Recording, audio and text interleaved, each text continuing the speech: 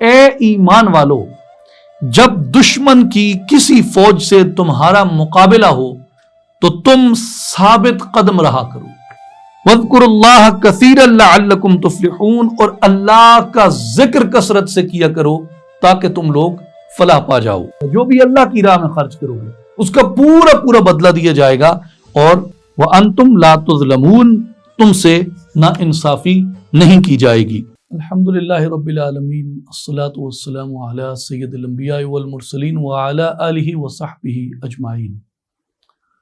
معزز اور محترم ناظرین، سامعین، خواتین اور حضرات، السلام علیکم ورحمۃ اللہ وبرکاتہ۔ قرآن مجید کے 10ویں پارہ کا آج ہم خلاصہ جانیں گے، جس میں سورہ الانفال کی آیات پہلے آتی ہیں سورہ توبہ سے۔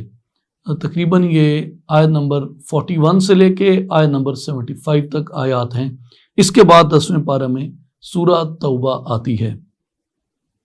سورہ الانفال کی آیت نمبر 41 سے 48 میں خمس کے مصارف کا بیان ہے، اور جو خمس ہے یہ مال غنیمت کا 5واں حصہ ہے۔ پھر کفار کے تجارتی قافلہ کے مقابلہ میں لشکر کفار کے ساتھ مقابلہ کرنے کی ترجیح بیان کی گئی ہے۔ غزوہ بدر کی فتح کو اسلام کی حجت کے طور پہ بیان کیا گیا، اور لشکر کفار کو مسلمانوں کی نگاہوں میں کم کر کے دکھانا اور لشکر اسلام کو کفار کی آنکھوں میں زیادہ کر کے دکھانا، یہ بھی اللہ تبارک و تعالیٰ کی تائید اور اللہ تبارک و تعالیٰ کی نصرت سے تھا۔ پھر کفار سے جب مقابلہ ہو تو کفار کے مقابلے میں ثابت قدم رہنے کا حکم ہے، اور آپس کے اختلاف اور بزدلی سے اجتناب کرنے کا حکم ہے،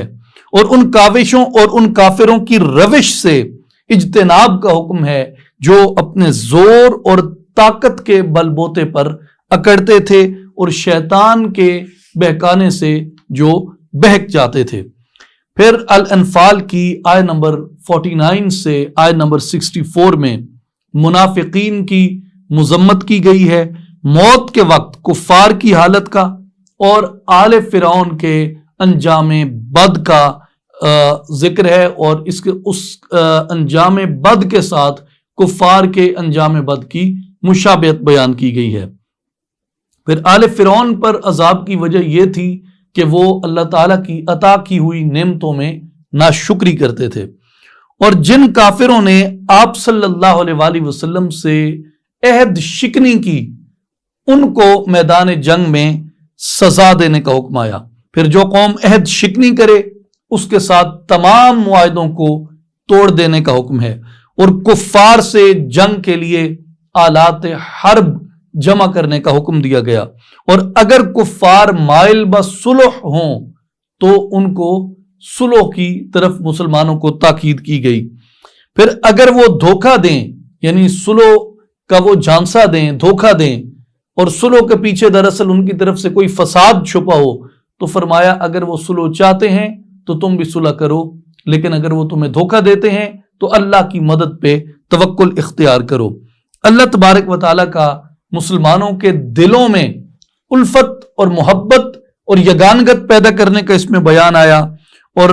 آپ صلی اللہ علیہ وآلہ وسلم کے لیے اللہ کی نصرت اور مسلمانوں کے لیے بھی اسی کی حمایت کا کافی ہونا، اس کا بیان آیا۔ پھر جو آخری 11 آیات ہیں، آیت نمبر 65 سے لے کے آیت نمبر 75 تک، ان میں آپ صلی اللہ علیہ وآلہ وسلم کو یہ حکم دیا کہ مسلمانوں کو جہاد پر راغب کریں۔ پہلے 20 مسلمانوں کو 200 کفار کے مقابلے کا مکلف بنایا، اور پھر تخفیف کر کے 100 مسلمانوں کو 200 کفار کے مقابلے کا مکلف بنایا گیا۔ کفار کا خون بہائے بغیر ان سے فدیہ لینے کے عدم جواز پر ہے، اور اجتہادی خطا کی وجہ سے مسلمانوں کے فدیہ لینے کو معاف کرنے کا بیان کیا گیا۔ اسی طرح آپ کی وساطت سے بدر کے قیدیوں کو یہ پیغام دیا گیا کہ اگر تمہارے دلوں میں کوئی نیکی ہے تو تم سے جو فدیہ لیا گیا ہے اللہ تعالیٰ تمہیں اس سے بہتر چیز عطا فرمائے گا۔ اور اگر انہوں نے آپ سے خیانت کا ارادہ کیا، جس طرح اب وہ شکست اور قید سے دوچار ہوئے، اللہ تبارک و تعالیٰ اپنی نصرت اور مدد سے ان دھوکہ دینے والے لوگوں کو پھر قید اور شکست کی عقوبت سے دوچار فرما دے گا، ان پہ گرفت فرمائے گا۔ مہاجرین اور انصار کے درمیان ایک دوسرے کی حمایت اور ولایت کی بنیاد رکھی گئی، اور جو لوگ دارالکفر سے دارالاسلام کی طرف ہجرت نہ کریں وہ مسلمانوں کی ولایت اور حمایت میں داخل نہیں ہیں۔ اسی طرح ہاں، اگر وہ دینی معاملات میں مدد چاہیں تو تم پر ان کی مدد کرنا لازم ہے، بشرطی کہ اس سے تمہارا کسی سابقہ معاہدے پر زد نہ پڑتی ہو۔ کفار جو ہیں ان کے بارے میں بیان آیا کہ وہ ایک دوسرے کے وارث ہیں، اور اللہ کے احکام پر عمل نہ کرنا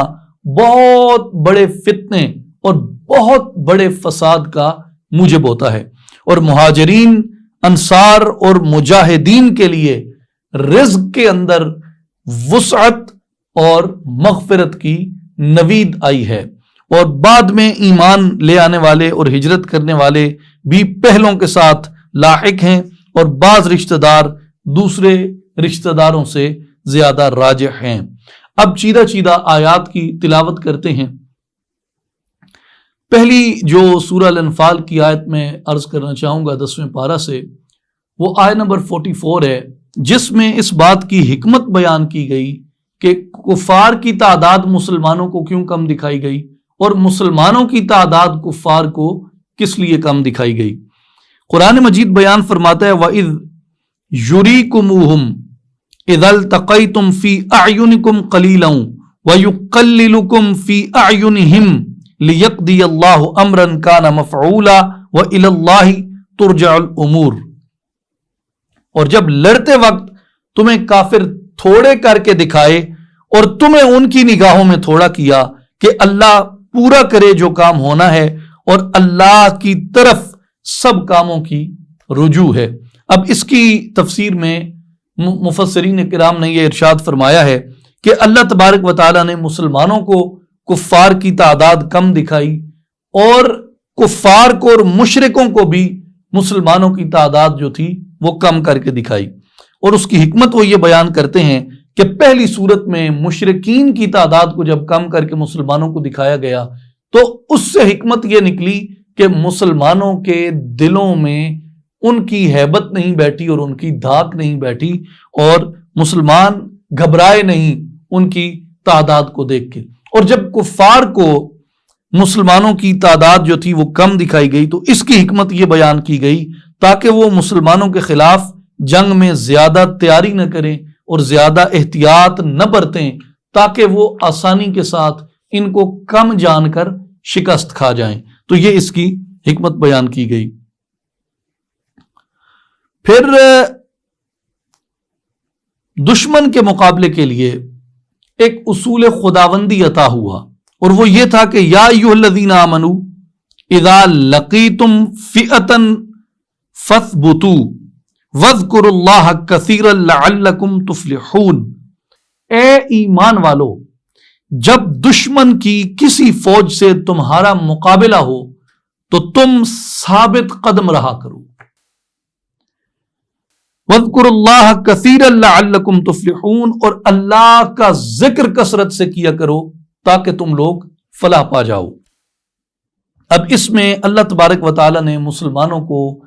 جہاد کے دوران اور جنگ کے دوران اور مقابلہ کے دوران دو آداب سکھائے، دو اصول سکھائے۔ پہلا اصول یہ تھا کہ جنگ میں ثابت قدم رہنا ہے، تمہارے پائے ثبات میں لغزش نہ آئے، اور دوسرا یہ ان کو بتایا کہ اللہ کے ذکر کی کثرت کیا کرو۔ اور حضور نبی کریم صلی اللہ علیہ وآلہ وسلم نے ایک اور چیز بھی بتائی کہ ابتداً مسلمانوں کو جنگ یا کسی بھی آزمائش یا بلا کی تمنا نہیں کرنی چاہیے، لیکن جب ان پر جنگ مسلط کر دی جائے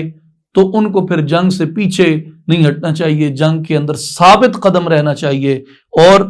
ڈٹ کے مقابلہ کرنا چاہیے۔ لیکن اس کے ساتھ فرمایا کہ اللہ کا ذکر جو ہے وہ تم کثرت سے کیا کرو۔ اس لیے مسلمانوں کی یہ روایت تھی، ہے اور انشاءاللہ رہے گی۔ وہ روایت کیا ہے ان کی کہ یہ جب میدان جہاد میں اترتے ہیں تو بآواز بلند اللہ اکبر کی صدائیں ان کی زبانوں سے اور ان کے حلقوم سے اور ان کے سینوں سے گونجتی ہیں، اور یہ صدا جب بلند ہوتی ہے اللہ اکبر کی صدا، تو یہ اعلان ہوتا ہے مجاہد کی طرف سے، مومن کی طرف سے، کہ میں اپنے لیے نہیں لڑ رہا، میں اپنے لیے میدان میں نہیں اترا، میں اپنی تنخواہ کے لیے یا میں اپنی مراعات کے لیے یا میں اپنے دکھاوے کے لیے یا میں اپنی دلیری کے جوہر دکھانے کے لیے میدان میں نہیں اترا، بلکہ میں میدان میں اللہ کی رضا کے لیے اترا ہوں۔ اس لیے علامہ اقبال رحمۃ اللہ علیہ فرماتے ہیں کہ دو عالم سے کرتی ہے بیگانہ دل کو، عجب چیز ہے لذت آشنائی، شہادت ہے مطلوب و مقصود مومن، نہ مال غنیمت نہ کشور کشائی۔ مومن ہمیشہ شوق شہادت سے میدان کے اندر اترتا ہے، اور یہ جب تک شوق شہادت مسلمان کا زندہ ہے تب تک یہ ناقابل تسخیر ہے، دنیا کی کوئی طاقت اس کو شکست نہیں دے سکتی۔ اور کفار میں اور مومنین میں فرق ہی یہ ہے کہ وہ موت سے ڈرتے ہیں، ہم موت سے محبت کرتے ہیں، اور موت اللہ کی راہ میں آئے تو ہم موت کو گلے لگاتے ہیں، موت کو چومتے ہیں، موت کو بوسے دیتے ہیں، ہم موت سے گھبراتے نہیں ہیں۔ اس لیے جو مومن ہے وہ شہادت سے محبت کرتا ہے، اور یہ وہ بنیادی چیز ہے کہ جب تم میدان میں اترو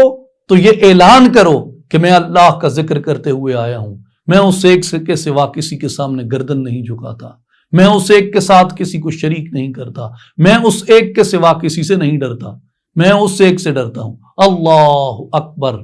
یہ فرمایا کہ تم جب میدان میں اترو تو صدائے تکبیر بلند کرتے ہوئے، اللہ کے ذکر کی کثرت کرتے ہوئے میدان میں اترو۔ اور پھر اس کے بعد ایک آیت ہے الانفال میں، آیت نمبر 53۔ یہ آیت بنیادی طور پہ آئینہ ہے،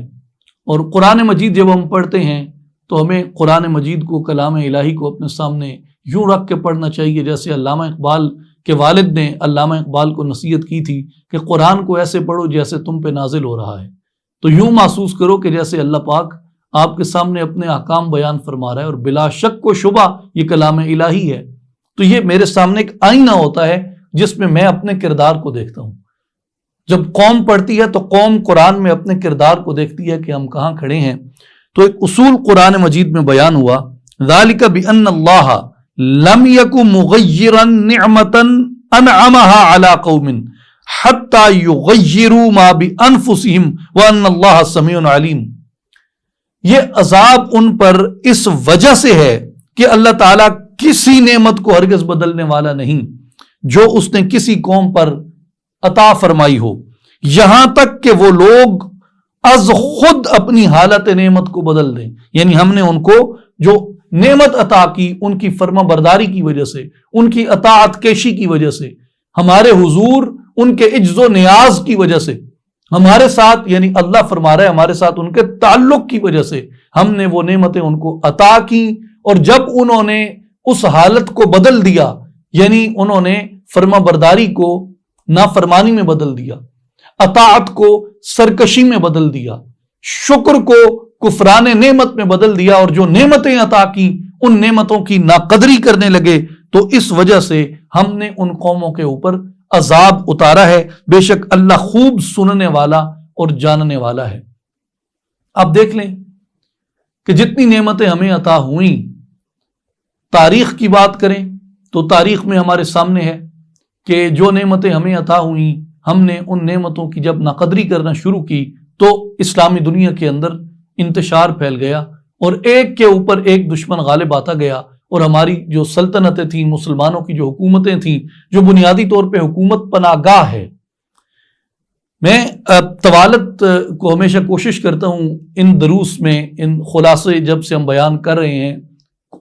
بالخصوص کوشش ہوتی ہے کہ کسی طوالت میں نہ جائیں، لیکن ایک بات میں آپ کی اجازت سے آپ کی سمع خراشی یہاں کرنا چاہوں گا، وہ یہ کہ جو سلطنت ہے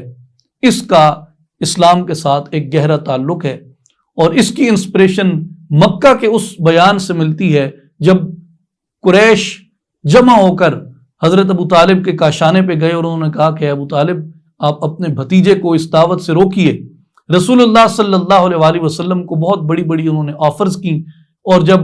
آپ صلی اللہ علیہ وآلہ وسلم کے چچا ابو طالب نے آ کے آپ سے یہ مطالبہ کیا کہ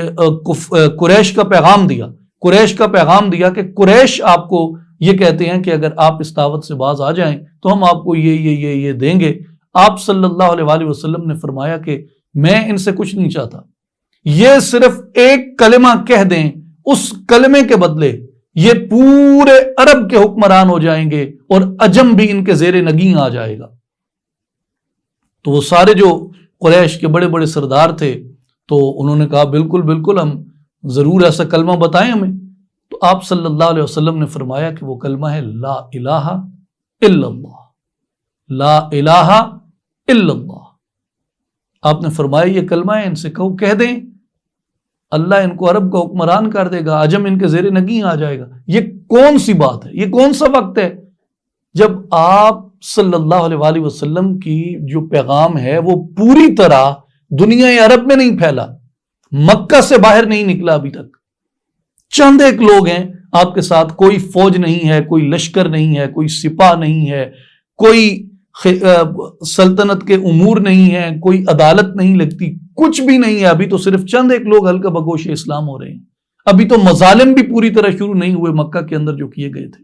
اس وقت سرکار علیہ السلام نے فرمایا کہ اس کلمے کے اندر یہ طاقت ہے۔ تو اسلام اور سلطنت کا ایک گہرا تعلق ہے۔ اور دوسری بات یہ سمجھنے کی ہے کہ جب تک اندلس کی مثال ہم نہیں سمجھتے، ہم آج کی دنیا اسلام کے مسائل حل نہیں کر سکتے۔ اندلس ہمارے لیے ایک عبرت ہے، اندلس سے عبرت پکڑو۔ اندلس میں کیا ہوا؟ اندلس میں جب تک سلطنت مضبوط تھی، جب تک مملکت مضبوط تھی، مسلمان محفوظ تھے، مدارس محفوظ تھے، خانقاہیں محفوظ تھیں، علماء محفوظ تھے، صوفیاء محفوظ تھے، اسلام محفوظ تھا، سب کچھ ان کی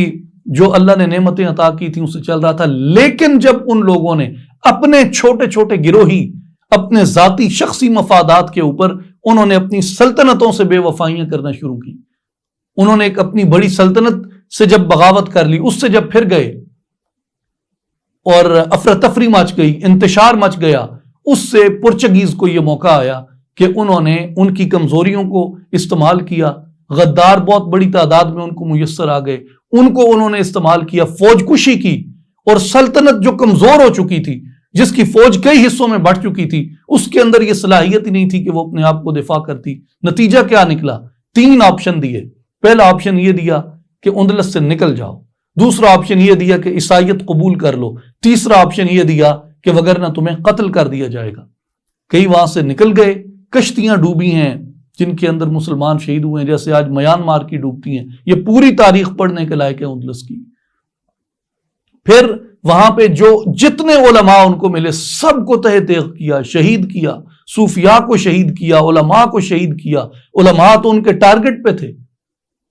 کتب خانے بڑے بڑے قرطبہ کے، غرناطہ کے، کیا بات ہے، سبحان اللہ۔ آج بھی محدثین اندلس کے ذکر کے بغیر کوئی درس مکمل نہیں ہوتا،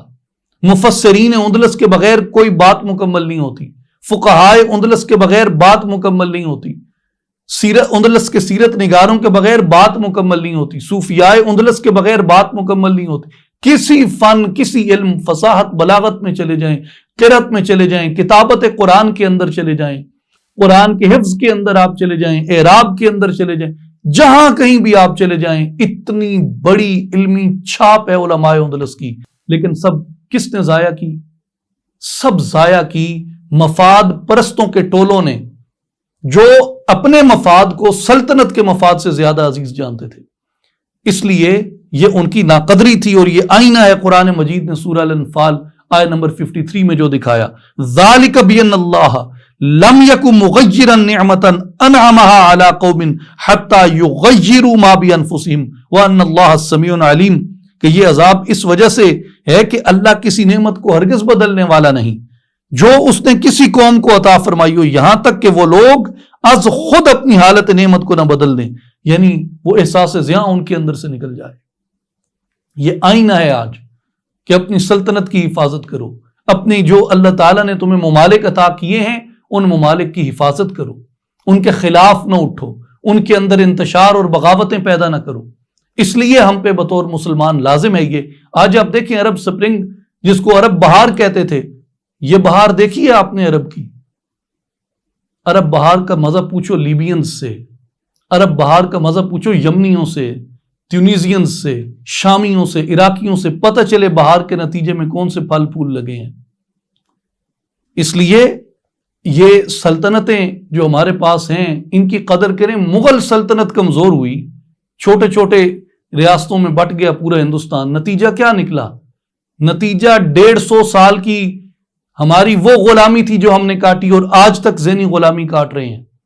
یہ سلطنت کے کمزور ہونے کا نتیجہ ہے۔ سلطنت کی قدر و قیمت شاہ ولی اللہ محدث دہلوی سے پوچھو،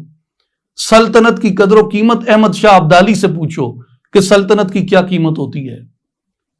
اللہ تبارک و تعالی ہمیں اپنی عطا کی ہوئی نعمتوں کی قدر کرنے کی توفیق عطا کرے، اور مجھے اس میں کوئی شک و شبہ نہیں ہے کہ فی زمانہ پاکستان ہمارے لیے اللہ کی عظیم ترین نعمت ہے۔ خدارا لوگوں اس ملک کی قدر کرو، اس کی اساس کی قدر کرو،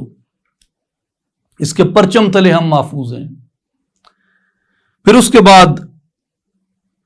سورہ الانفال کی آیت نمبر 60 آتی ہے، اور دشمن کے مقابلے کے لیے وقت سے پہلے تیار رہنا، یہ حکم خداوندی اس میں ہمیں آیا۔ اور یہ اس آیت کی عربی کو اگر کوئی جانتا ہو یا نہ جانتا ہو، کم از کم ہر مسلمان اس کے ترجمے کو ضرور جانتا ہے۔ وَأَعِدُّوا لَهُم مَا اسْتَطَعْتُم مِّن قُوَّةٍ وَمِن رِّبَاطِ الْخَيْلِ تُرْهِبُونَ بِهِ عَدُوَّ اللَّهِ وَعَدُوَّكُمْ وَآخَرِينَ مِن دُونِهِمْ لَا تَعْلَمُونَهُمْ اللَّهُ يَعْلَمُهُمْ وَمَا تُنْفِقُوا مِن شَيْءٍ فِي سَبِيلِ اللَّهِ يُوَفَّ إِلَيْكُمْ وَأَنْتُمْ لَا تُظْلَمُونَ۔ اور اے مسلمانوں، ان کے مقابلے کے لیے تم سے جس قدر ہو سکے ہتھیاروں اور آلات جنگ کی قوت مہیا کر رکھو، اور بندھے ہوئے گھوڑوں کی کھیپ بھی اس دفاعی تیاری سے تم اللہ کے دشمن اور اپنے دشمن کو ڈراتے رہو، اور ان کے سوا دوسروں کو بھی جن کی چھپی ہوئی دشمنی کو تم نہیں جانتے لیکن اللہ انہیں جانتا ہے، اور تم جو کچھ بھی اللہ کی راہ میں خرچ کرو گے تمہیں اس کا پورا پورا بدلہ دیا جائے گا۔ جو بھی اللہ کی راہ میں خرچ کرو گے اس کا پورا پورا بدلہ دیا جائے گا، اور وَأَنْتُمْ لَا تُظْلَمُونَ، تم سے نا انصافی نہیں کی جائے گی۔ اب یہاں پہ ایک دو چیزیں ہیں، اختصار سے میں عرض کر دوں کہ اس آیت میں جو مراد ہے گھوڑے تیار رکھنے سے اور سامان حرب کو تیار رکھنے سے، یہ اس زمانے کے ہتھیار تھے، اور یعنی جب تمہارا دشمنان اسلام کے ساتھ مقابلہ ہو، دشمنوں سے مقابلہ ہو تمہارا، تو جو اسلحہ تمہارے پاس ہے اس کو مہیا رکھو، اس کو میسر رکھو، اس کو تیار رکھو۔ اور دوسرا اس کا محمل یہ ہے کہ جو بھی اس زمانے کے جدید ترین ہتھیار ہوں، بہترین ہتھیار ہوں، جس سے دشمن کے اوپر دھاک بیٹھے اور ہیبت طاری ہو تمہاری، ان ہتھیاروں کو اپنی ریاست کے لیے، اپنی سلطنت کے لیے حاصل کرو۔ اور عہد رسالت مآب صلی اللہ علیہ وآلہ وسلم میں سب سے جو مہلک ہتھیار تھا وہ تیر سمجھا جاتا تھا، اس لیے آپ صلی اللہ علیہ وآلہ وسلم نے تیر اندازی کی بہت زیادہ ترغیب عطا فرمائی صحابہ کرام رضوان اللہ علیہم اجمعین کو، اور اس پہ بہت احادیث ہیں تیر اندازی سیکھنے کے بارے میں، صحیح مسلم میں، صحیح بخاری میں، جامع ترمذی میں، اور جتنے بھی جہاد کے ابواب سے مرتب کی ہوئی احادیث کی کتب ہیں، ان سب کے اندر تیر سیکھنے کی آپ کو بکثرت روایات ملیں گی۔ عقبہ ابن عامر رضی اللہ عنہ بیان کرتے ہیں کہ میں نے رسول اللہ صلی اللہ علیہ وآلہ وسلم کو منبر مبارک پر وَأَعِدُّوا لَهُم مَا اسْتَطَعْتُم مِّن قُوَّةٍ اس کی تفسیر کرتے ہوئے سنا کہ آپ صلی اللہ علیہ وآلہ وسلم نے فرمایا الا ان القوۃ الرمی، الا ان القوۃ الرمی، الا ان القوۃ الرمی۔ حضور علیہ الصلوۃ والسلام نے فرمایا کہ سنو یقیناً قوت تیر اندازی ہے، سنو یقیناً قوت تیر اندازی ہے، سنو یقیناً قوت تیر اندازی ہے۔ یہ صحیح مسلم میں حضور کا بیان ہے۔ اور صحیح مسلم ہی میں حضرت عقبہ ابن عامر رضی اللہ تعالیٰ عنہ کی ایک دوسری روایت ہے جس میں آپ فرماتے ہیں کہ میں نے رسول اللہ صلی اللہ علیہ وسلم کو یہ بھی فرماتے سنا کہ عنقریب تمہارے لیے زمینیں فتح کی جائیں گی، یعنی تمہیں فاتح بنایا جائے گا زمینوں پہ، اور اللہ تمہیں کافی ہوگا اور تم میں سے کوئی شخص اپنے تیروں کے ساتھ کھیلنے سے عاجز نہ ہو، یعنی کوئی بھی آدمی جو ہے وہ کم از کم اتنی صلاحیت اور استطاعت رکھتا ہو کہ وہ تیروں سے کھیل سکے۔ اس پہ بڑا اس وقت فی زمانہ ہمیں یہ غور و تدبر کرنے کی ضرورت ہے کہ گھوڑوں سے کیا مراد ہے، گھوڑوں کو تیار رکھو، تیروں سے کیا مراد ہے کہ تیروں کو تیار رکھو، قوت سے کیا مراد ہے کہ قوت مجتمع رکھو۔ ایک تو اس سے مراد بنیادی یہ ہے کہ تم مکمل طور پہ تیار رہو، غافل نہ رہو۔ دوسری اس سے مراد یہ ہے کہ اس وقت کا جو رسالہ تھا جس کو وہ گھوڑوں پہ مشتمل ہوتا تھا، اور اب جو اس کے بعد ماڈرن وارفیئر کے اندر جو رسالہ ہے وہ ٹینکوں میں تبدیل ہو گیا، یعنی جو آرمڈ کور ہے اس نے گھوڑوں کی جگہ لے لی، اور رسالہ جو تھا وہ آرمڈ کور کو کہا جاتا ہے۔ اور اس کے بعد اب اگر آپ 5th جنریشن وار کے اندر آ جائیں تو اب جو جنگیں ہیں ان کے ہتھیار اس سے بھی آگے نکل گئے ہیں۔ اب ماڈرن ٹیکنالوجی ہے، سائنس اینڈ ٹیکنالوجی ہے، اب اسپیس شپس کے اوپر بات چلی گئی ہے، یعنی سیٹلائٹ وارز ہو رہی ہیں، اور اس کے علاوہ وہ ساری ماڈرن ٹیکنالوجی ہے جس کی اس وقت مسلمانوں کو ضرورت ہے۔ اور یہ پہلی بار ایسا گو کہ نہیں ہوا، لیکن یہ ٹرم پہلی بار آ رہی ہے کہ خاص طور پہ مختلف اقوام کو زیر کرنے کے لیے بہت سے اکنامک ٹولز جو ہیں وہ پچھلی 1 صدی سے استعمال کیے جا رہے ہیں۔ اس لیے جو ہمارے معاشی ذرائع ہیں ان کو جہاد کی تیاری کے اعتبار سے تیار کرنے کی ضرورت ہے۔ گو کہ معیشت کے اوپر مسلمان انحصار نہیں کرتا، مسلمان اللہ کی ذات پہ انحصار کرتا ہے اور اس پہ توکل رکھتا ہے۔ بندہ حق بندہ اسباب نیست، زندگانی گردش دولاب نیست۔ یہ درست ہے اپنی جگہ کہ اللہ کا بندہ اسباب کا بندہ نہیں ہوتا، لیکن یہ اسباب ہی ہیں جو اللہ نے بیان فرمائے ہیں، ان کو تیار رکھنا اور دشمن کے اوپر ان کی ہیبت طاری کرتے رہنا یہ ہمارے لیے ضروری ہے۔ سورہ الانفال کی آیت نمبر 63 کے اندر ارشاد ہے وَأَلَّفَ بَيْنَ قُلُوبِهِمْ لَوْ أَنفَقْتَ مَا فِي الْأَرْضِ جَمِيعًا مَا أَلَّفْتَ بَيْنَ قُلُوبِهِمْ وَلَكِنَّ اللَّهَ أَلَّفَ بَيْنَهُمْ إِنَّهُ عَزِيزٌ حَكِيمٌ۔ اور اسی نے ان مسلمانوں کے دلوں میں باہمی محبت کو پیدا فرما دیا، الفت پیدا فرما دی۔ اگر آپ وہ سب کچھ جو زمین میں ہے خرچ کر ڈالتے، ان مالی وسائل کے خرچ کرنے کے بعد بھی ان کے دلوں میں یہ الفت پیدا نہیں کی جا سکتی تھی، لیکن اللہ نے ان کے درمیان روحانی رشتے کی بنیاد پر وہ محبت پیدا فرما دی۔ بے شک وہ بڑا غلبے والا اور حکمت والا ہے۔ اس میں بنیادی جو ہے وہ سمجھنے کی بات یہ ہے کہ قوم کے اندر جو یکجہتی ہے وہ بہت ضروری ہے، لوگوں کے دلوں میں ایک دوسرے کی محبت ہونا۔ اور دوسری اس میں اساس محبت یہ پیدا کی گئی ہے مسلمان قوم کے درمیان، جو محبت کی اساس ہے، جس بات پہ یہ سب اکٹھے اور جمع ہوتے ہیں وہ محبت مصطفیٰ صلی اللہ علیہ وسلم ہے۔ جس کو حضور سے محبت ہے وہ ایک دوسرے سے محبت کرتے ہیں، اور یہ اس امت کا اساسی نظریہ ہے جس کو تحریک پاکستان میں انٹرپریٹ کیا گیا۔ پاکستان کا مطلب کیا؟ لا الہ الا اللہ۔ دوسرا یہ آیت مبارکہ جو ہے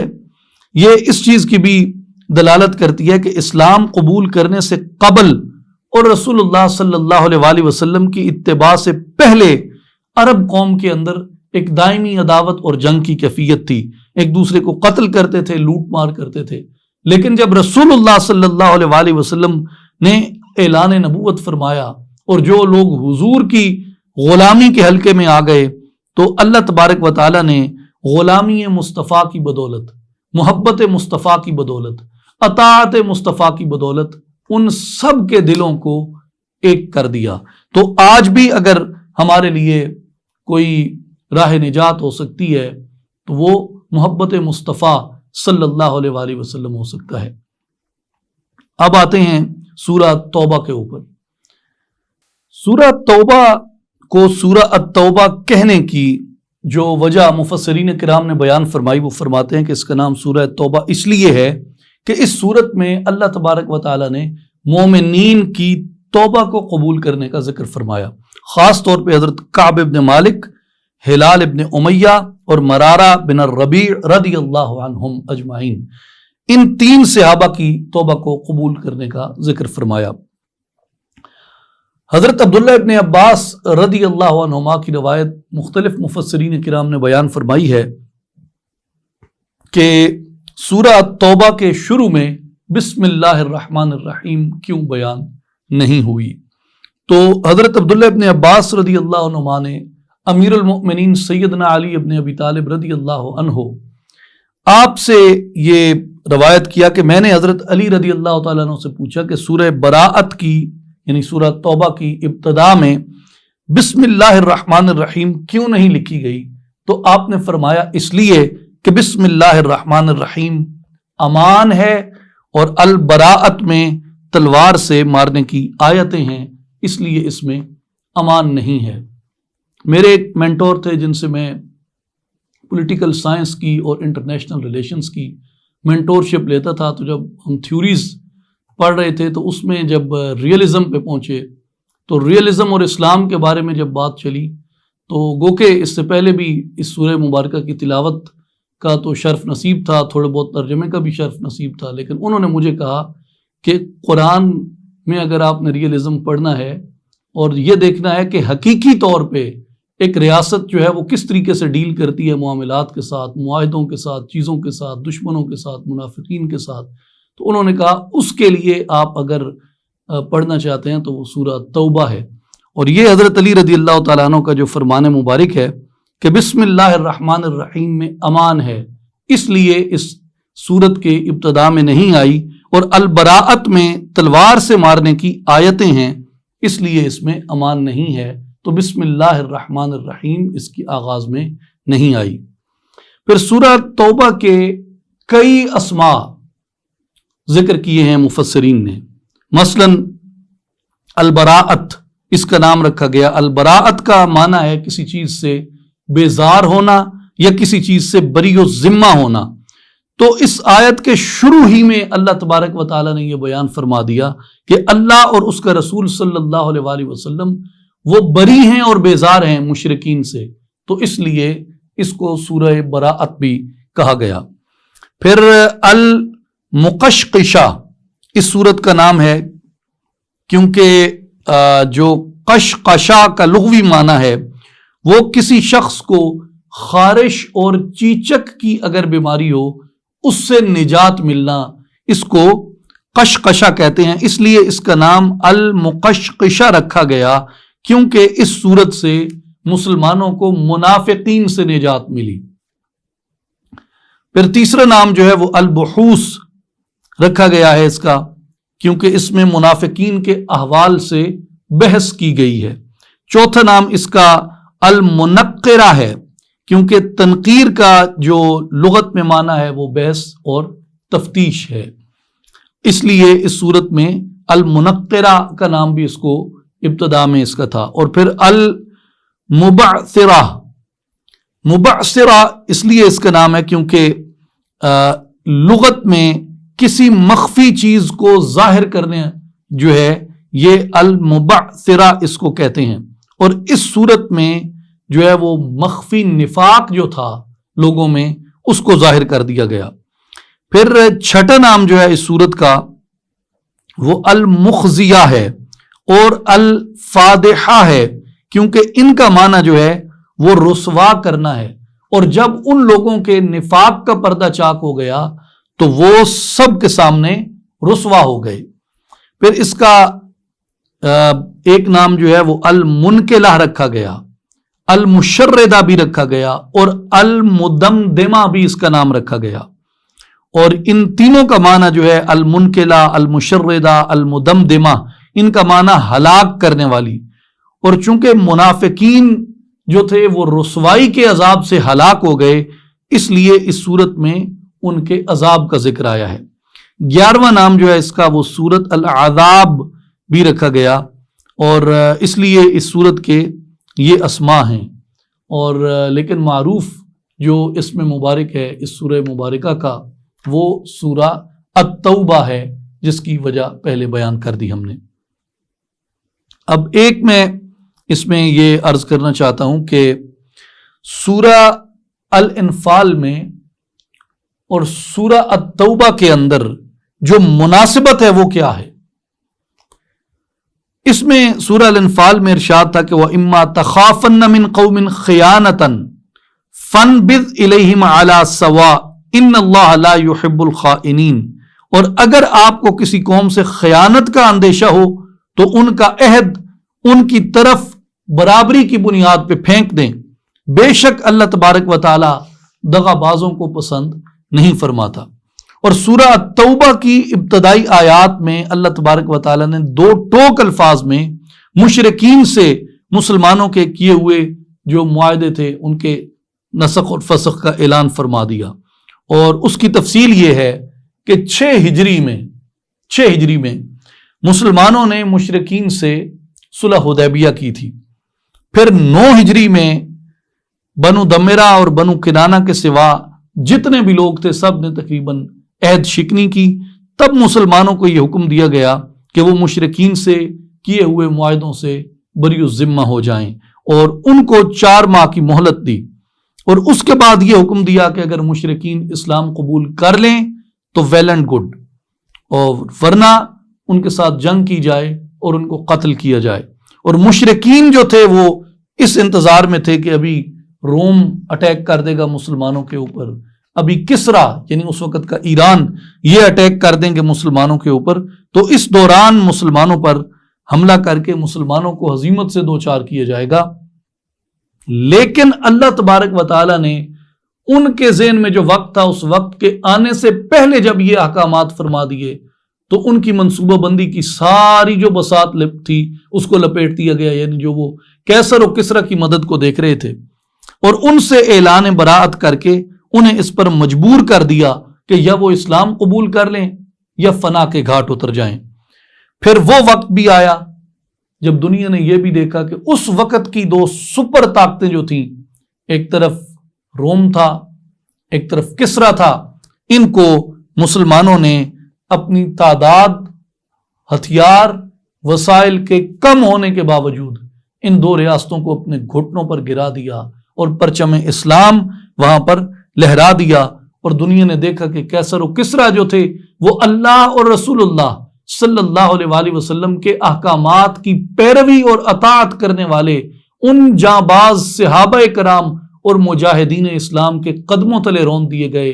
اور وہ خس و خاشاک کی طرح اس ایمان کی حرارت سے جلا دیے گئے۔ تو مراد یہ ہے کہ فتح ان کو ملی، اللہ نے نصرت اور تائید ان کی جو اللہ اور اس کے رسول صلی اللہ علیہ وسلم کی اطاعت کرتے تھے۔ اس میں سورہ توبہ کی 1 سے لے کر 93 تک یعنی 93 تک آیات ذکر ہوئی ہیں۔ پہلے ان کا مختصر خلاصہ دیکھتے ہیں۔ آیت نمبر 1 سے 16 میں اللہ اور اس کے رسول صلی اللہ علیہ وآلہ وسلم کا مشرکین سے بیزاری کا اعلان ہے۔ پھر آیت نمبر 17 سے 24 میں یہ ارشادات آئے جن میں بنیادی یہ چیزیں ہیں: تعمیر مساجد کے حقدار مسلم ہیں، غیر مسلم نہیں، ہجرت اور ایمان، اور اللہ اور رسول صلی اللہ علیہ وآلہ وسلم سے محبت کا بیان ہے، جہاد کی فضیلت کا بیان ہے۔ اور سورہ توبہ میں 25 سے 29 میں غزوہ حنین کا بیان ہے، حج و عمرہ سے مشرکین کی ممانعت کا بیان ہے، اور جو سرکشی کرنے پہ اتریں ان یہود و نصارہ سے جہاد کا بیان ہے۔ اور آیت نمبر 30 سے 35 میں اہل کتاب کی بدعقیدگی اور بدعملی کا بیان ہے، اور بعثت نبوی صلی اللہ علیہ وآلہ وسلم کے مقاصد کا بیان ہے۔ سورہ توبہ کی آیت نمبر 36 اور 37 میں قمری مہینوں کی اہمیت کو بیان کیا گیا ہے، یعنی جو لیونر کیلنڈر ہے اس کی اہمیت کو بیان کیا گیا ہے، اور مشرکین سے، سرکش مشرکین سے جہاد کرنے کا حکم دیا گیا۔ پھر سورہ توبہ میں 38 اور 42 آیات میں مسلمانوں کو جہاد کی ترغیب دینے کے لیے انتباہ کیا گیا ہے، اور آیت نمبر 43 سے آیت نمبر 59 میں شان نبوی صلی اللہ علیہ وآلہ وسلم کا بیان ہے، اور اس کے ساتھ منافقین کی بری عادات کا بیان ہے۔ آیہ نمبر 60 سے آیہ نمبر 70 میں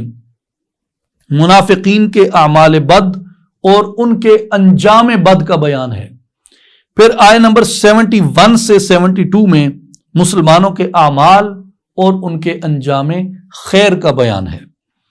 پھر سورہ توبہ میں آیہ نمبر 73 سے آیہ نمبر 89 کے اندر کفار اور منافقین سے جہاد کی تاکید کی گئی ہے اور منافقین کی مذمت بیان کی گئی ہے۔ پھر سورہ توبہ میں آیت نمبر 90 سے لے کے 93 میں جھوٹے عذر پیش کرنے والوں کی مذمت کی گئی ہے اور سچے معذوروں کی فضیلت بیان کی گئی ہے۔ اب آئیں چیدہ چیدہ آیات اور ان کا مختصر خلاصہ۔ سورہ توبہ میں آیت نمبر 18 میں مساجد کی آبادی، مساجد کو آباد کرنا اہل ایمان کا وصف ہے، اس طور پہ بیان ہوا انما یعمر مساجد اللہ من آمن باللہ والیوم الآخر واقام الصلاۃ وآتى الزکاۃ ولم یخش الا اللہ فعسى اولئک ان یکونوا من المہتدین۔ اللہ کی مسجدیں صرف وہی آباد کر سکتا ہے جو اللہ پر، یوم آخرت پر ایمان لایا اور اس نے نماز قائم کی اور زکوٰۃ ادا کی، اللہ کے سوا کسی سے نہ ڈرا، سو امید ہے کہ یہی لوگ ہدایت پانے والوں میں ہو جائیں گے۔ حضرت ابو سعید خدری رضی اللہ تعالیٰ عنہ بیان فرماتے ہیں کہ جب تم کسی شخص کو مسجد کی حفاظت کرتے ہوئے دیکھو، یہ حضرت ابو سعید خدری رضی اللہ تعالیٰ عنہ کا فرمان ہے کہ جب تم کسی شخص کو مسجد کی حفاظت کرتے ہوئے دیکھو تو اس کے ایمان کی گواہی دو، کیونکہ اللہ تبارک و تعالیٰ نے قرآن مجید میں فرمایا ہے کہ مسجدیں وہی آباد کرتا ہے جو اللہ پر اور یوم آخرت پر ایمان لایا ہو۔ پھر اس کے بعد ایمان کی افضلیت بیان کی گئی کہ تمہاری دوستیاں، تمہاری رشتہ داریاں، حتیٰ کہ تمہارے خونی رشتے بھی ایمان کے سامنے کوئی برابری نہیں رکھتے۔ ایمان ان سب چیزوں سے افضل اور اعلیٰ ہے۔ آیت نمبر 23 ہے، ارشاد مبارک ہے، یا ایھا الذین آمنوا لا تتخذوا آباءکم واخوانکم اولیاء ان استحبوا الکفر علی الایمان ومن یتولہم منکم فاولئک ھم الظالمون۔ اے ایمان والو، تم اپنے باپ دادا اور بھائیوں کو بھی دوست نہ بناؤ، تم اپنے باپ دادا اور بھائیوں کو بھی دوست نہ بناؤ اگر وہ ایمان پر کفر کو محبوب رکھتے ہوں، اور تم میں سے جو شخص بھی انہیں دوست رکھے گا سو وہی لوگ ظالم ہیں۔ تو اس میں کفار سے اور کفر کو، اسلام کے مقابلے میں کفر کو پسند کرنے والے جو لوگ ہیں، وہ چاہے تمہارے بھائی ہوں، باپ دادا ہوں، قریبی ترین رشتہ دار اور عزیز ہوں، ان استحب الکفر علی الایمان، اگر وہ کفر کو ایمان پر زیادہ محبوب رکھتے ہیں تو فرمایا تم میں سے جو شخص بھی انہیں دوست رکھے گا سو وہی لوگ ظالم ہیں۔ اس آیت میں تمام مومنین سے خطاب ہے اور اس کا حکم جو ہے وہ قیامت تک باقی ہے عند المفسرین۔ اور اس آیت میں مسلمانوں کو کفار کے ساتھ دوستی رکھنے سے منع کیا گیا، لیکن مسلمان ممالک میں ایسے کفار جو مسلمانوں کی اور ان ممالک کی اجازت سے رہتے ہیں، خرید و فروخت میں، مزدوری کرنے میں یا مزدوری کروانے میں، ملکی، سماجی، معاشرتی، معاشی امور میں ان کے ساتھ تعاون کرنا، یہ مفسرین نے اس کو جائز قرار دیا ہے، اور اللہ تبارک و تعالیٰ نے لیکن ان سے جو دوستی ہے اس سے منع فرمایا ہے۔ اور جو کفار سے دوستی اور محبت کا تعلق رکھے بغیر مسلمانوں کے مفاد میں تجارتی اور دفاعی معاہدے ہوں، اس کی اجازت مرحمت فرمائی گئی ہے، اور اس کا ثبوت جو ہے وہ سیرت رسول صلی اللہ علیہ وسلم سے بھی مفسرین نے اور بعض فقہا نے اخذ کیا، اور اس کی مثال میں وہ کہتے ہیں کہ جیسے جو مدینہ میں رہنے والے یہود تھے ان کے ساتھ رسول اللہ صلی اللہ علیہ وسلم نے معاہدے فرمائے، اور حدیبیہ میں مکہ کے مشرکین اور کفار کے ساتھ آپ صلی اللہ علیہ وسلم نے معاہدہ کیا اور آپ نے معاہدہ کی پابندی فرمائی، تو ضرورت کی بنا پر دفاعی، تجارتی، سفارتی نوعیت کے معاہدے ان سے کیے جا سکتے ہیں، لیکن ان کو اپنا دوست اور اپنا حامی و مددگار نہیں سمجھا جا سکتا۔ پھر سورہ توبہ کی آیت نمبر 24 میں یہ بیان آیا ہے کہ اللہ جل شانہ اور رسول صلی اللہ علیہ وآلہ وسلم کی محبت سب محبتوں پہ غالب کر دو۔ ان محبت سے جو بنیادی طور پہ ایک ہی محبت ہے، اللہ کی محبت، رسول کی محبت، جو اللہ سے محبت کرتا ہے وہ رسول اللہ سے محبت کرتا ہے، اور جو رسول اللہ سے محبت کرتا ہے وہ اللہ سے محبت کرتا ہے۔ حضور کی اطاعت اللہ کی اطاعت ہے، تو اس لیے حضور کی محبت اللہ کی محبت ہے۔ اور یہاں پہ یہ فرمایا کہ اگر تم چاہتے ہو کہ کامیاب لوگوں میں بنو تو تمہیں چاہیے کہ اللہ اور رسول کی محبت کو ہر ایک پہ غالب کر دو، اور اگر تم اللہ اور رسول کی محبت سے سرکشی کرتے ہو یا کسی اور چیز کو اس پہ فوقیت دیتے ہو تو پھر اللہ کے عذاب کے لیے تیار رہو۔ قل ان کان آباؤکم و ابناؤکم و اخوانکم و ازواجکم و عشیرتکم و اموال اقترفتموہا و تجارت تخشون کسادہا و مساکن تردونہا احب الیکم من اللہ ورسولہ وجہاد فی سبیلہ فتربصوا حتی یأتی اللہ بامرہ واللہ لا یہدی القوم الفاسقین۔ تم فرماؤ کہ اگر تمہارے باپ، تمہارے بیٹے، تمہارے بھائی، تمہاری عورتیں، تمہارا کنبہ، تمہاری کمائی کے مال اور وہ سودا جس کے نقصان کا تمہیں ڈر ہے، اور تمہارے پسند کے مکان، یہ چیزیں اللہ اور اس کے رسول اور اس کی راہ میں جہاد سے پیاری ہوں تو راستہ دیکھو یہاں تک کہ اللہ اپنا حکم لائے۔ یہاں حکم سے مراد عذاب کو لیا گیا، تو پھر راستہ دیکھو یہاں تک کہ تم پہ اللہ کا عذاب آئے۔ واللہ لا یہدی القوم الفاسقین، تو اللہ فاسقوں کو راہ نہیں دیتا۔ تو اس میں بڑی تفصیل ہے اس کی، لیکن اختصار سے یہ جان لینا چاہیے کہ باپ، بیٹے، بھائی، ان کو اللہ، رسول اللہ صلی اللہ علیہ وآلہ وسلم اور جہاد فی سبیل اللہ پہ ترجیح دینا فسق ہے۔ اسی طرح عورتیں، کنبہ، کمائی کے مال جن کے خسارے کا ڈر ہوتا ہے، ان کو بھی اللہ، رسول اللہ اور جہاد فی سبیل اللہ پر ترجیح دینا یہ فسق ہے۔ اور اسی طرح پسند کے مکان جو ہمیں بڑے عزیز ہوتے ہیں ان کو بھی اللہ، رسول اللہ اور جہاد فی سبیل اللہ پہ ترجیح دینا یہ فسق ہے، اور ایسی قوم کو قرآن مجید نے فاسق کہا ہے۔ سورہ التوبہ آیت نمبر 24، یعنی مراد یہ ہے کہ کوئی بھی چیز، آباؤکم باپ، ابناؤکم تمہارے بیٹے، اخوانکم تمہارے بھائی، و ازواجکم تمہاری بیویاں، و عشیرتکم اور تمہارا کنبہ اور دیگر ساری چیزیں، یہ تمہیں اللہ، رسول اللہ صلی اللہ علیہ وآلہ وسلم اور جہاد فی سبیل اللہ سے زیادہ پیاری نہیں ہونی چاہیے۔ اگر ہوں گی تو پھر یہ فسق ہے اور اللہ کے عذاب کا انتظار کرو۔ پھر سورہ توبہ آیت نمبر 32 ہماری امید بندھاتی ہے۔ اللہ اکبر۔ یریدون ان یطفئوا نور اللہ بافواہہم وَيَأْبَى اللَّهُ إِلَّا أَن يُتِمَّ نُورَهُ وَلَوْ كَرِهَ الْكَافِرُونَ، وہ چاہتے ہیں کہ اللہ کا نور اپنی پھونکوں سے بجھا دیں، وہ چاہتے ہیں کہ اللہ کا نور اپنی پھونکوں سے بجھا دیں، اور اللہ یہ بات قبول نہیں فرماتا مگر یہ چاہتا ہے کہ وہ اپنے نور کو کمال تک پہنچا دے۔ وَلَوْ كَرِهَ الْكَافِرُونَ، اگرچہ کفار اسے ناپسندی کیوں نہ کرے۔ آج عالم اسلام پر، اس کے بنیادی عقائد، اس کی تہذیب، تمدن پر، اس کے احکام پر جو یلغار ہے، وہ یلغار یہ بتاتی ہے کہ کفار آج بھی یہی چاہتے ہیں کہ وہ اپنی پھونکوں سے اس کا نور یعنی اسلام دین اس کو بجھا دیں، لیکن اللہ تبارک و تعالیٰ اس کو قبول نہیں کرتا۔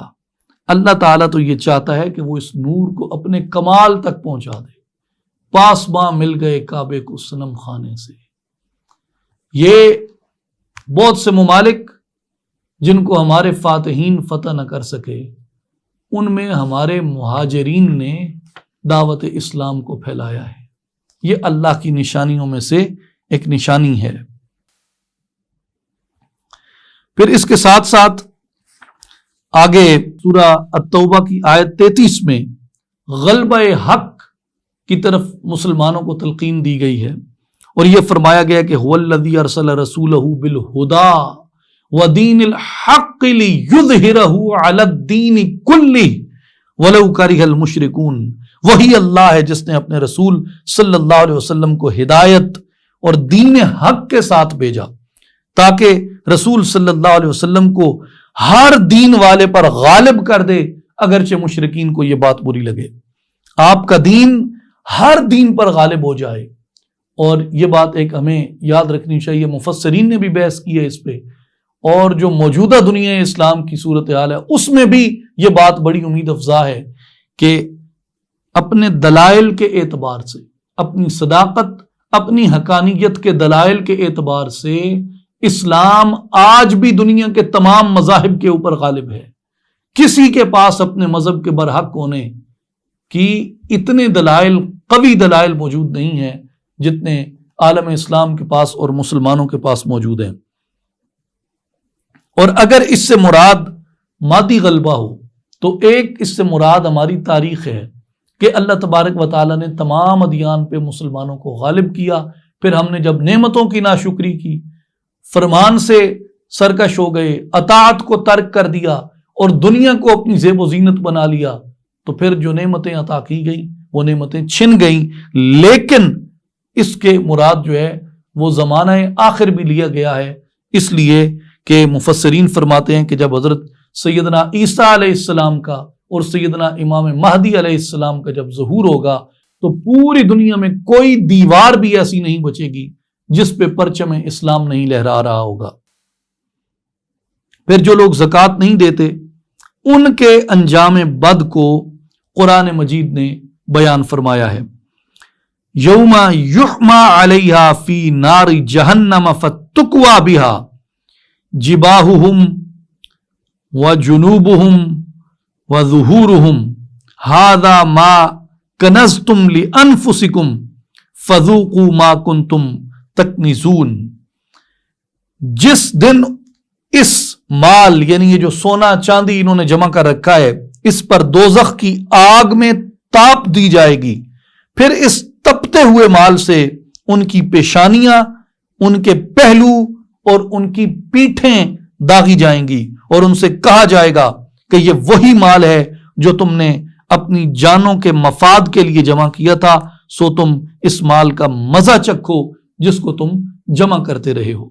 اس لیے مفسرین فرماتے ہیں کہ یہ زکوٰۃ نہ دینے والوں کا اور اللہ نے جو احکام مال کے بارے میں فرمائے ہیں ان کو نہ ماننے والوں کا اخروی انجام بیان کیا گیا۔ پھر اس سورہ مبارکہ میں بہت خوبصورت آیت مبارکہ ہے جو ہمارے ایمان کو بڑھاتی ہے، ہماری محبت کو بڑھاتی ہے، ہماری اطاعت کو بڑھاتی ہے۔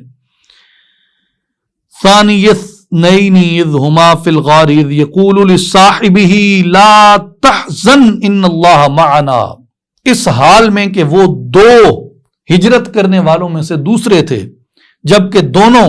یعنی رسول اللہ صلی اللہ علیہ وآلہ وسلم اور سیدنا صدیق اکبر حضرت ابو بکر رضی اللہ تعالی عنہ غار ثور میں تھے، جب وہ اپنے ساتھی حضرت ابو بکر سے فرما رہے تھے لا تحزن، غمزدہ نہ ہو، ان اللہ معنا، بے شک اللہ ہمارے ساتھ ہے۔ اس پہ بہت تفصیلی اس سے عظمت صحابیت سیدنا صدیق اکبر رضی اللہ تعالیٰ عنہ کی، ان کی اپنی شان اس سے ظاہر ہوتی ہے۔ دین کی نصرت کے لیے انہوں نے کتنی قربانیاں دیں، اور رسول اللہ صلی اللہ علیہ وسلم نے اپنی ظاہری حیات مبارک کے سب سے مشکل ترین مرحلے کے لیے حضرت ابوبکر صدیق رضی اللہ تعالیٰ عنہ کا انتخاب کیا، اور اس پہ ان کو وہ قرب خاص بھی میسر رہا حضور علیہ الصلوۃ والسلام کا۔ اور اس میں حضرت صدیق اکبر رضی اللہ تعالیٰ عنہ کی صحابیت کو بیان کیا گیا ہے، اور جس طرح آپ کی صحابیت کو بیان کیا گیا ہے جمیع صحابہ کرام رضوان اللہ علیہم اجمعین میں، اس طرح کسی اور صحابی کی صحابیت کو، عظمت صحابیت کو قرآن مجید میں بیان نہیں کیا گیا۔ یہ خصوصیت ہے سیدنا صدیق اکبر رضی اللہ تعالیٰ عنہ کی۔ اور ان اللہ معنا، حضور علیہ الصلوۃ والسلام نے سیدنا صدیق اکبر رضی اللہ تعالیٰ عنہ کو بشارت دی، اور قرآن مجید نے اس بشارت کو اپنی اس آیت کے اندر سمو کر، اللہ تبارک و تعالیٰ نے قرآن میں حضور کے ان لفظوں کو سمو کر یہ بشارت بنا دی کہ ان اللہ معنا۔ یہاں مفسرین کرام نے اور علماء معانی نے فرمایا ہے کہ صدیق اکبر رضی اللہ تعالیٰ عنہ کے واصل باللہ ہونے کی دلیل ہے یہ، ان اللہ معنا، اللہ ہمارے ساتھ ہے، جس کو صوفیاء کرام واصل باللہ ہونا کہتے ہیں، حضور حق میں پہنچنا کہتے ہیں، اس کو کہا کہ قرآن مجید نے ایک صحابی کے واصل باللہ ہونے کی تصدیق کی ہے، اور وہ سیدنا صدیق اکبر رضی اللہ تعالیٰ عنہ ہے۔ تو سیدنا صدیق اکبر رضی اللہ تعالیٰ عنہ کا یہ امتیازی شان ہے جس کو قرآن مجید نے بیان فرمایا ہے۔ اب آئیے اس کی گرینڈ سمری کی طرف۔ آیات کی کل تعداد 10ویں پارے میں 128، سورہ الانفال کی آیت نمبر 41 سے 75 تک، اور سورہ توبہ کی 1 سے 93 تک آیات اس میں آئیں۔ انبیاء کرام علیہم السلام میں سیدنا ابراہیم،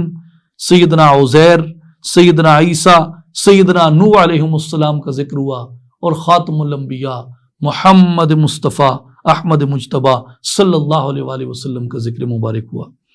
مقامات مقدسہ میں مسجد حرام کا ذکر آیا ہے، غار ثور کا ذکر آیا ہے، واقعات میں غزوہ حنین کا ذکر ہے، غزوہ تبوک سے پیچھے رہنے والے منافقین کا ذکر ہے، اور دیگر ان واقعات کا ذکر ہے جو سیرت پاک سے جڑے ہیں۔ اقوام میں یہود کا، نصارہ کا، قوم عاد کا، قوم سمود کا، قوم نوح کا اور قوم ابراہیم کا اس میں ذکر آیا ہے، اور عذاب میں آل فرعون کا دریا میں غرق ہونا اس کو بیان کیا گیا ہے۔ اللہ تبارک و تعالی ہم سب کے گناہ معاف فرمائے، ہمارے نیک اعمال کو اپنی بارگاہ میں درجہ قبولیت عطا فرمائے، اور ہمارے ظاہر اور باطن کو نور قرآن سے منور فرما دے، اور ہمیں قرآن مجید پڑھنے، سیکھنے، سمجھنے اور اس پیغام کو آگے بڑھانے کی توفیق عطا فرمائے۔ وآخر دعوانا ان الحمد للہ رب العالمین۔